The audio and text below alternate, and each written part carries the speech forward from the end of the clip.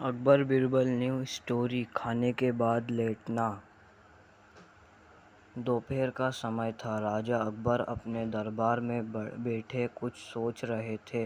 अचानक उन्हें बीरबल की कही हुई एक बात याद आई। उन्हें याद आया कि एक बार बीरबल ने उन्हें एक कहावत सुनाई थी जो कुछ इस तरह से थी: खाने के बाद लेटना और मारने के बाद भागना एक सियाने मनुष्य की निशानी होती है।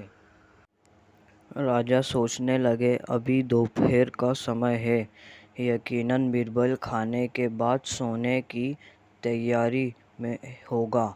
चलो आज उसकी बात को गलत साबित किया जाए। यह सोच उन्होंने एक सेवक को आदेश दिया कि इसी वक्त बीरबल को दरबार में उपस्थित होने का संदेश दिया जाए। बीरबल अभी खाना खाकर बैठे ही थे कि सेवक राजा का आदेश लेकर बीरबल के पास पहुंचा।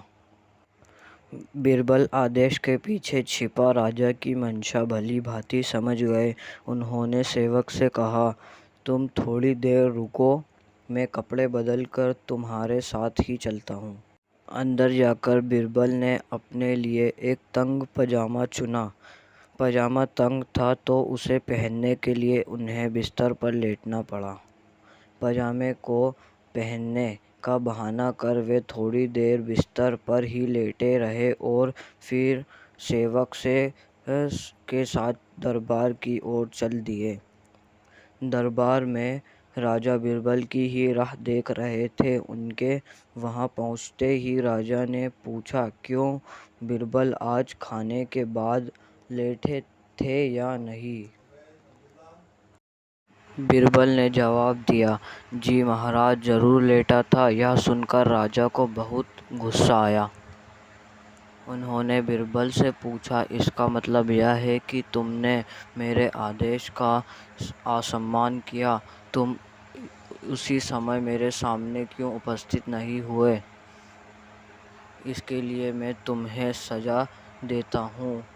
बीरबल ने तुरंत जवाब दिया, महाराज, ये सच है कि मैं थोड़ी देर लेटा था, लेकिन मैंने आपके आदेश की अवहेलना नहीं की है।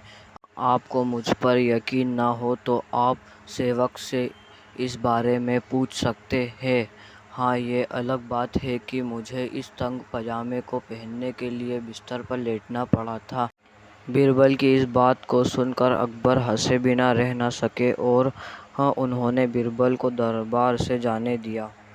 कहानी से सीख। इस कहानी से हमें यह सीखने को मिलता है कि परिस्थिति को भांपते हुए हमारे द्वारा उठाया गया एक कदम हमें अनेक मुसीबतों से बचा सकता है।